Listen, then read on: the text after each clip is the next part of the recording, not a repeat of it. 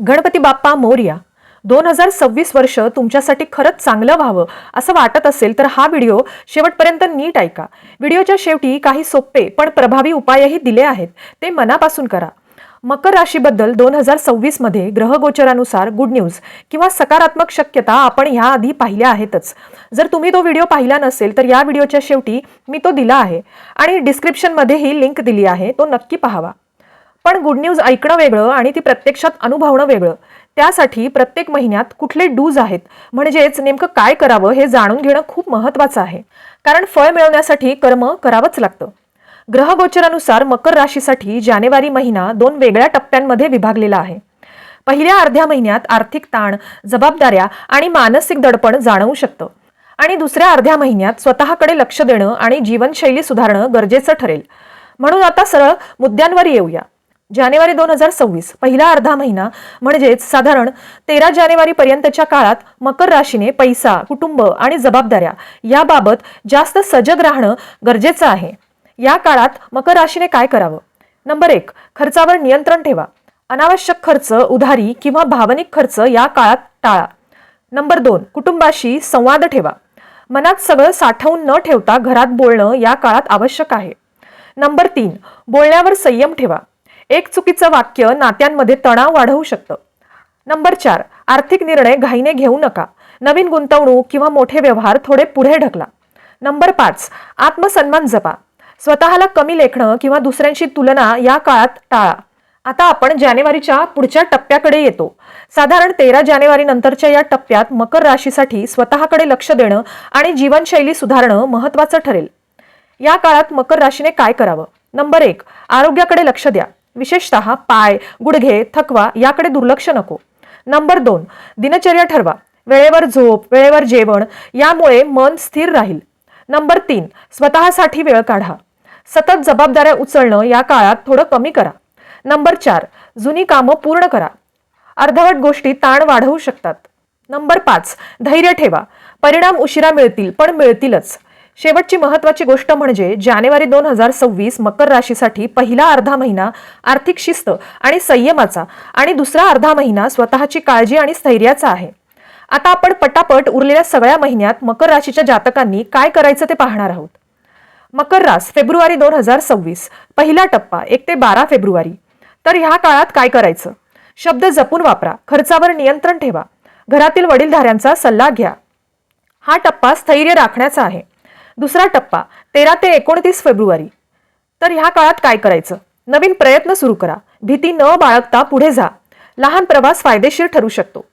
हा टप्पा धैर्याने पुढे जाण्याचा आहे. मकर रास मार्च 2026 पहिला टप्पा 1 ते 14 मार्च. तर ह्या काळात काय करायचं? कुटुंबासाठी वेळ द्या.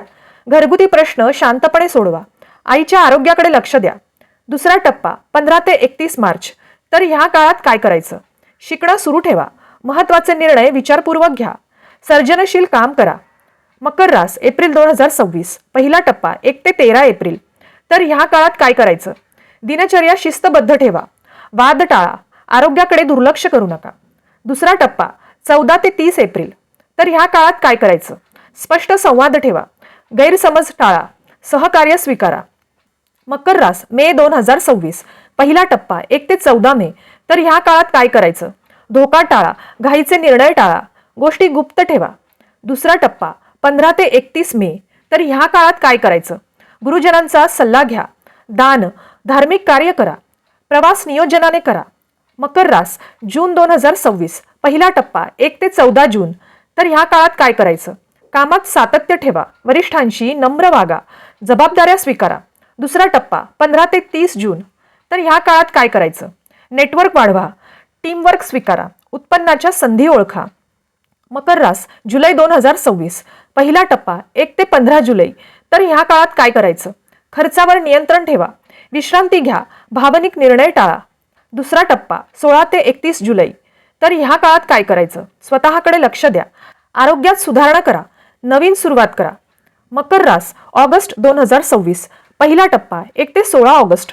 तर ह्या काळात काय करायचं? शब्द जपून वापरा. खर्च नियोजन करा. घरात संवाद ठेवा. दुसरा टप्पा 17 ते 31 ऑगस्ट. तर ह्या काळात काय करायचं? नवीन प्रयत्न सुरू करा. लहान प्रवास फायदेशीर ठरेल. आत्मविश्वास ठेवा. मकर रास सप्टेंबर 2026 पहिला टप्पा 1 ते 16 सप्टेंबर. तर ह्या काळात काय करायचं? कुटुंबासाठी वेळ द्या. भावनिक संतुलन ठेवा. घरगुती प्रश्न सोडवा. दुसरा टप्पा 17 ते 30 सप्टेंबर. तर ह्या काळात काय करायचं? शिकणं सुरू ठेवा. सर्जनशील काम करा. संयम ठेवा. मकर रास ऑक्टोबर 2026 पहिला टप्पा 1 ते 17 ऑक्टोबर. तर ह्या काळात काय करायचं? दिनचर्या शिस्तबद्ध ठेवा. वाद टाळा. शरीराची काळजी घ्या. दुसरा टप्पा 18 ते 31 ऑक्टोबर. नातेसंबंध आणि करार. तर ह्या काळात काय करायचं? स्पष्ट संवाद ठेवा.